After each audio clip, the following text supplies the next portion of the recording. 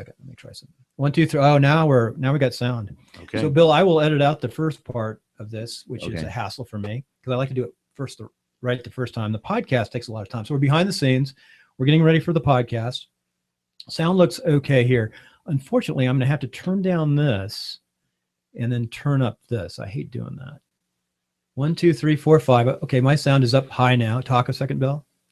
And so we went and learned how to do osteopathy and medical doctor stuff. Well, we're perfect. Our sound looks good, Bill. Okay. You're going to step just a dab more. Try to mic discipline is staying in about the same place around the mic when you're talking. Okay. I'm going to move this one more time just to see like right there. Okay. You're sort of looking at me. Mm-hmm. And we're good. I'm going to actually edit the first part of this out, but it is live right now. And I invited a couple of our friends. Okay. Hi, Frank. Hi, Frank. So if they're up on their machines, it pops up on their computers. Plus, anywhere on our networks, people can log in. And on Google Hangouts, people log in around the world. Okay. Had people from Afghanistan log in most often because I know a lot of people there. Mm-hmm.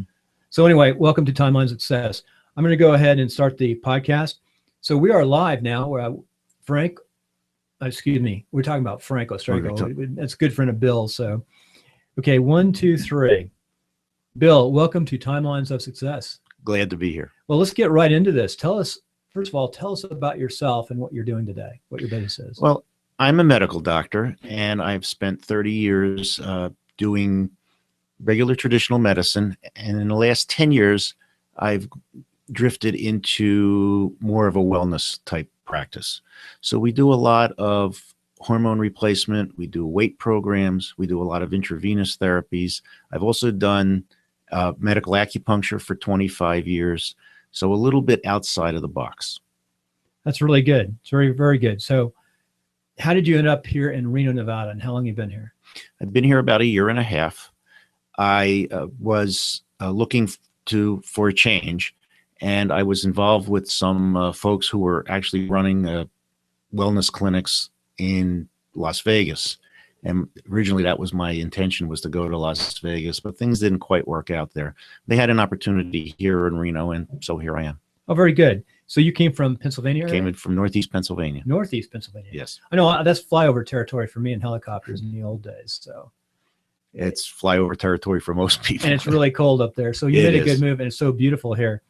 Well, what I try to do is I always try to do these kind of interviews about 20% from Reno itself, because we're starting to get a good following here in Reno, about 200 to 300 people, which is nice in one regional area. Good. But we're heard across the country and across the world because of the podcast, the iTunes.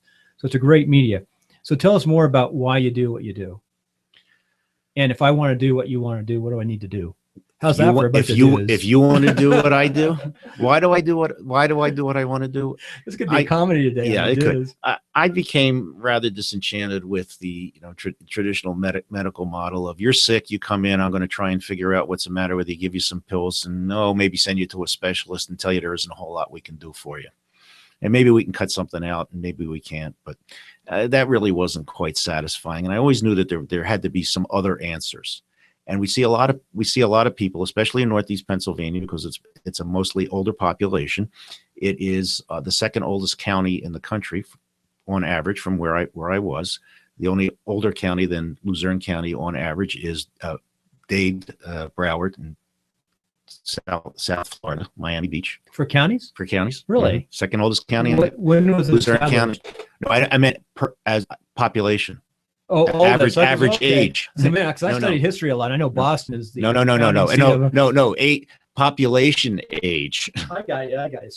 So OL, there, isn't it? It is. OLD is a 4-letter word there. Okay. So we may say mature, but my average age patient there was 76.4 years. And there are a lot of older people here too in Reno. There are, but there's a lot of young people here too. Yeah, it's a mix. It's a retirement. One, it's a mix, and two, even the more mature folks are a lot more active. There's a lot more outdoor activity. Oh, yeah. You're pretty much stuck inside if you live in Northeast Pennsylvania 9 to 10 months out of the year. You want to do your commercial for Reno, Nevada and Reno Tahoe right now? My commercial for Reno, Nevada is the weather's compared to Northeast Pennsylvania. The weather's fabulous. The people are very nice, and I'm just having the time of my life here. I'll add to that too. When you talk about the weather, it's seasonal still, but not extremes. Right. Exactly. And in Northeast, I know how extreme it can be. It's 10 degrees. 10 degrees in January, February, the whole month. We get the dry desert air, yet we get the nice cool evening nights coming, the breeze coming off the Sierra. Northeast Pennsylvania, you might not see 5 sunny days from the middle of October to the end of March. Right. So it's pretty gloomy. Icicles on your car and house and all that. That's good. So driving on. Sorry, that was your commercial. That was my commercial. Somebody from Reno always gets a commercial. We have Hillary Sheevy's on this afternoon. It'll be interesting to her commercial. She's running for mayor. So a year and a half, you're establishing a business. This is great because most of the people that listen to this are like yourself. They have businesses, they're small businesses, entrepreneurs, and more than half are self-employed. And they're always looking at the challenges you have to do things. I know it's very difficult to reestablish a business, to move it. Did you have any problems reestablishing here? Well, getting to be known. I mean, I came to work here with a group that was established, but it didn't quite work out. And you have to market too. And you have to more market, than you would later on. Yeah, and that's been the hardest part because I'm not very good at kind of promoting myself. Well, this will be good. This is another source. Yeah. You're at Toastmasters. That's where we met. That's what you're right. And you speak really well. Were you in Toastmasters back east? No, this is the first time. So just the business opportunity brought you out here. Correct. Wow. So tell us more about your model and what you do and how you help people. Well, we look at things a little bit different. We don't look at things that, well, you're sick, you have this, you have that.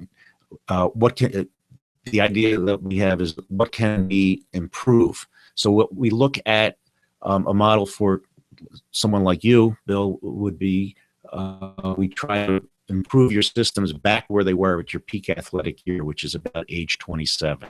Yep. And it sounds kind of crazy, but it can be done.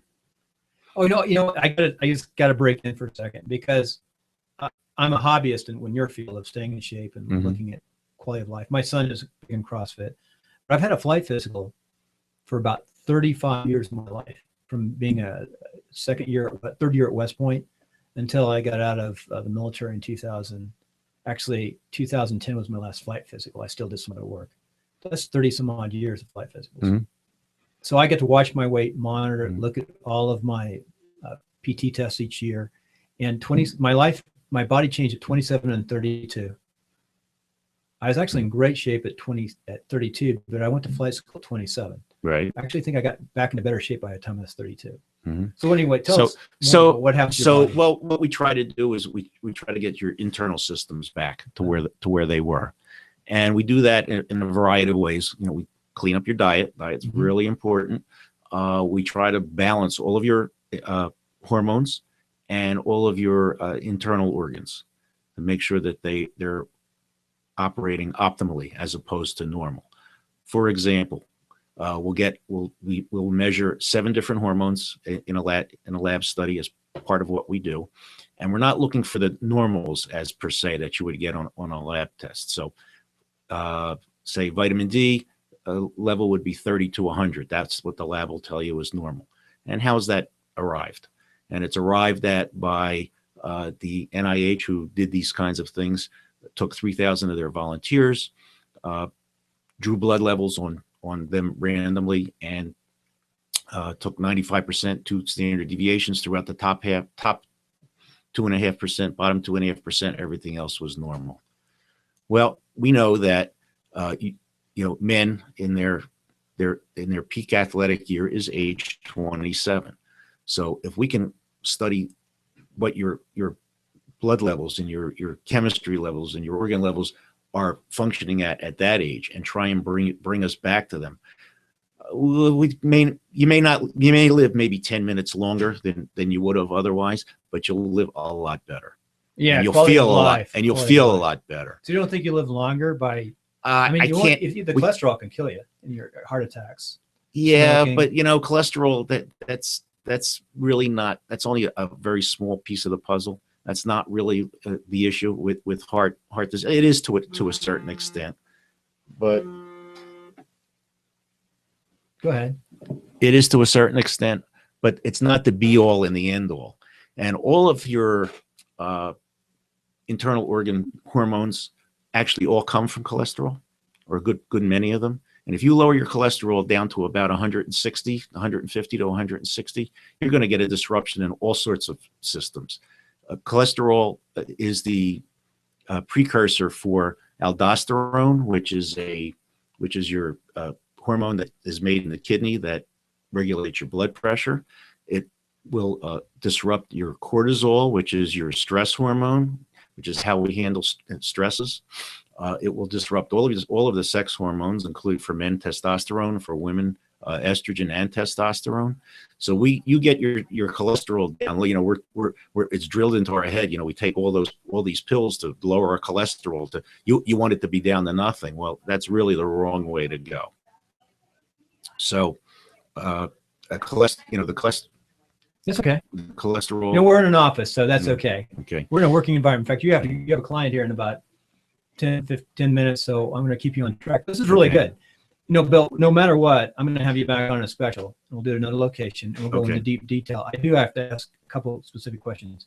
Talk about diet, the organs, right? Correct. And then what was the third element? The diet, the organs, blood. You know, we do hormone levels, and then we hormones, and then organs. We check the organ. Right. Tell us about, real fast in 10 seconds. What's the best diet? There's got to be some simple rules on diet. High protein, lower carbohydrate. Stay away from the allergens, which are wheat, dairy, and grains. What type of grains? Refined grains. You know, whole grains, very coarse, a little bit, 10 to 15%, but you really don't want to. How about buckwheat? Okay, which is not flour, not wheat. Yeah, buckwheat, quinoa would be another one. Quinoa, I've heard a lot of good about quinoa. Right, buckwheat, quinoa, those kinds of things. How about, you know, now hemp is legal to eat across the United States now. The what? Hemp. Right. Hemp is a good grain. I understand. You can buy the Uncle Sam's brands. Correct. Whole Foods. Honestly, it's like a flaxseed. Yeah. So how about it's good for making sweaters too? Yeah. Yeah, and rope. They've made a lot of rope in World War II. How about fat? You know, the good fats. You know, the plant-based fats are part of what we recommend. And I was always having a hard time explaining to people, you know, what a good diet is and how to put together, you know, good meals and whatnot. And then one day I was in a Chinese restaurant. I was doing this. And, you know, they come to Chinese restaurants, especially in the big cities, they'll come to you and say, give you the menu. Here's one from column A, one from column B, and one from column C, and a light bulb went on. Because what we try to convey is that you have to have some protein. You need the good carbohydrates, right, which are fruits, nuts, vegetables, and spices, and you need some fat. Olive oil and whatnot. Oil. So, you know, avocado. Finally I put it together. I have 3 columns. Column A are your proteins: meat, fish, chicken, soy-based or plant-based proteins. Column B is your carbohydrates: fruits, nuts, vegetables, spices. Column C are your oils. Put them all together, you got yourself a meal. You still have to watch calorie. You know, if you follow if you follow that model, you really don't, because right, you'll naturally be filled up. You'll be naturally full, and you really don't need to count the calories. Okay, so go to Dunkin' Donuts. You can go to Dunkin' Donuts, which they don't have in Reno. Don't go crazy. No. We're going to have Dunkin' Donuts here. If you start out on the West Coast, we're talking about Modesto. There's a Dunkin' Donuts. There is. And that's one of the first ones. I've never been to Dunkin' Donuts on the West Coast yet, so you're ahead of me. But they have one in Las Vegas too. In Vegas. Yeah. How, just now? Did it just start? It had to no, it's been there a while. It's in the Fremont. So what do you Hotel. do about Dunkin' Donuts? How do I handle that dessert element? You pretty got to stay away from it. Just on we have some recipes and you know, dessert recipes that we put together. They're close. So do you have a book? I have a booklet. Booklet. Okay. Yeah, we're working on a book. You know, I like short, summarized things. The South Beach Diet has a little tiny book. So I've got to ask you more information. This is one of the most interesting areas that I find is the diet, the lifestyle, and exercise. We didn't mention exercise in there. Well, again, we came from Northeast Pennsylvania, where a vigorous workout is considered, and coming from the car back to my office, which is about 50 or 60 feet. So we started out very slow. Now the people in Reno seem to be a lot more vigorous, but they are very much so, yeah, and less tech. You know what? And a little bit less tech. Yeah, less time on their TVs and their tech and all that compared to some bigger cities. Right. So you know, it's more outdoors here. So yeah, we start out with, I guess, like I said, you know, it was mostly older folks. If we can get them to to take a walk for 10 minutes without stopping, which does not mean walking the dog, every day to start 5 days a week. That's where we begin. We'll begin there, and then we'll take it up from there. And I kind of do it individually. So what happens as you get older? How do I stay younger and better shape and condition? Break the television. Okay. Right. That's the key, is break the television. I mean, absolutely. I mean, you wake up in the morning and you put on CNN and you put on some news show, and your day is shot to begin with. Right. And then you're sitting there staring at it, not doing anything. Get out in the fresh air, take a walk, go get some exercise, go lift something. And listen to this podcast on Timelines. And listen to this podcast while you're doing it. Your smartphone, and listen to your podcast. Right. Get moving, do something, eat properly. So, in the morning you need some protein, you need a fruit, and you need a little bit of oil or a little bit of fat with it. So your column A, column B, column C, and listen to the podcast. Okay, very good, Bill. So we have to go into the next section, which is bottom line up front. My quick questions that you asked me about. So why you asked me about my favorite book? They're in there. That's part of the program. So we're consistent, and people do research, believe it or not. Already had somebody come up and do research on my 70 people and pull out which books they like. And I think the book that you're going to mention is one of the top books. So what type of phone and computer do you use? I have an Apple iPhone, and I have a Dell PC. Yeah, you have the Windows 8 touch. I have the Windows 8 8.01, I think. Yeah, I have a touch screen. In fact, I just got a laptop with a touch screen. So you're a crossover. You got the now, normally I would say that you should have the Android iOS. And actually, you might consider Windows 8 phone because everything will work together. No, I like they do work together. Actually. Mac's a great computer. Yeah. No, Mac's a great. Yeah, the reason I don't have a Mac is that when I was back home, and we did the EHR, we do the electronic medical records. When I was back home, it was a more traditional medical office. It was all PC. It was Windows 90. When I left in 2012, they were up to Windows 98. Right. They were using. So all of my information is on there, and I'm not sure how to. In the next 2 to 5 years, it's all going to be cloud-based with very little. The kernel of the app will all be the same on the Mac and the PC. Now, my children all have the apples like you do, and they keep insisting that I get that. And I've got to take a picture of my front room right now because our whole Exchange server system for my design, build, and real estate company is in the front room. About 15 computers, ready to go to the boneyard.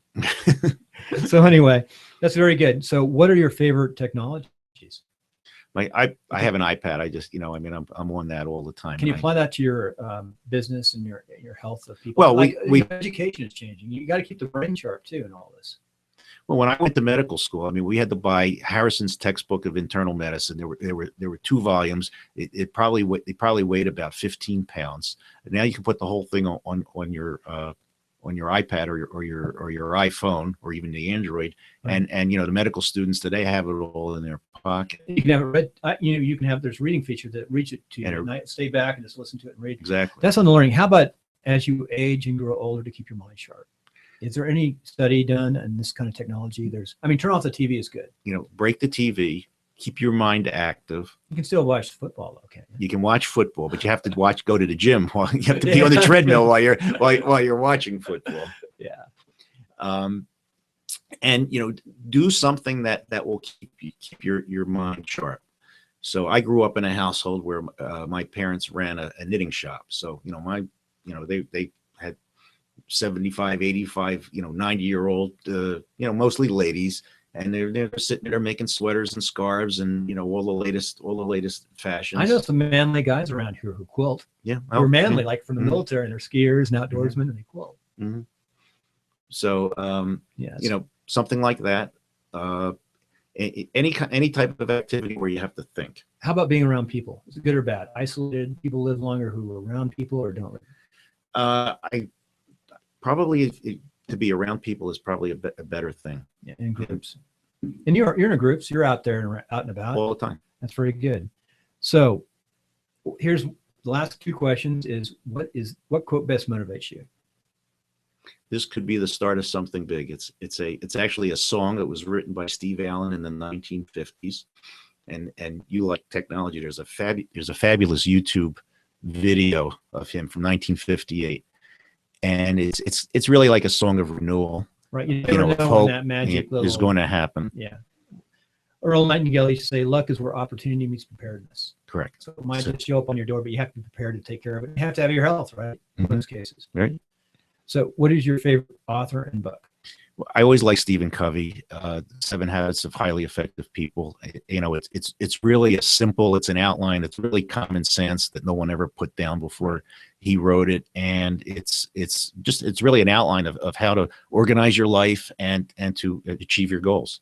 And that's so true. And that's one of the top 10s in our list from people who have interviewed on this show. So in tying it all together, what do you like doing in your off time? I'm a ballroom dancer. I've been doing it for about 10 years. This is a pretty good city for that, I bet. It is. It's great. Because and we get a lot of people who come into the city and visit. So you get see a lot of people coming into your absolutely groups. Yeah. It's neat. Yeah, it is. And for me, it's an easy way to meet people. How do you get into ballroom dancing? It was about 10. I was 52. I mean, it was 8 years ago, and it was. I saw an ad in the newspaper back home in Pennsylvania. I go to the gym every day, but after an hour a day, 5, 6, 7 days a week, that's enough. The weather there's not very good, and I wasn't much of a golfer anyway. And I found myself single, and my children grew up and moved away. The dog died. And I said, I saw an ad in the newspaper for a dance lesson for $5 salsa lesson. It was in a department store. Right. So I wasn't doing anything that night. So I went. It was the most expensive $5 I've been going ever since. Is it that expensive? It's not, it can be very inexpensive. You travel a little bit. I travel all the time. Sounds I've been on cruises. I've been on dance weekends. I've been in competitions. And I'm not much of a competitor. I've done showcases. Well, out of the 100 interviews, I think that's the first time we've had this as the leisurely, ballroom dancing, which a lot of people do. My aunt did. So it's an easy way to meet people, especially if you're single.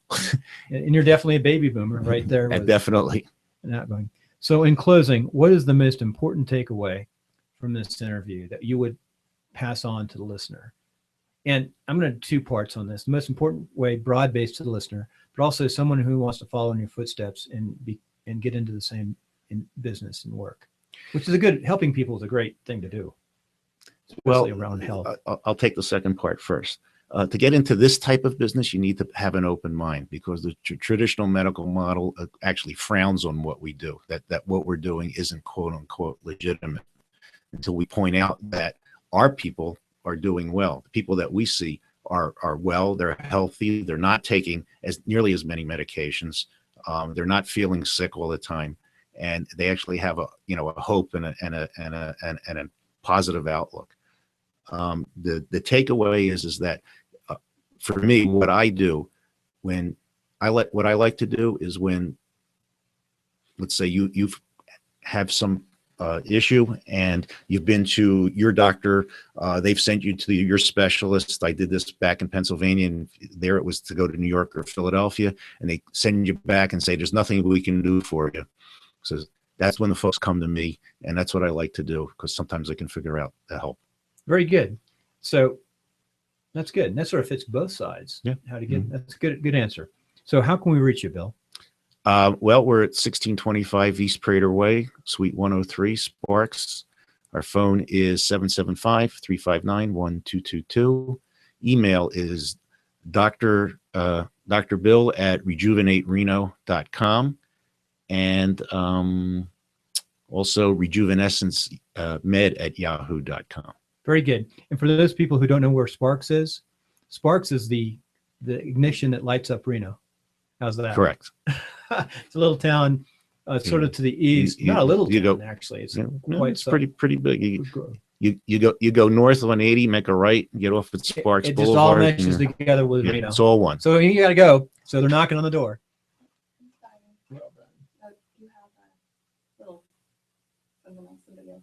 Okay.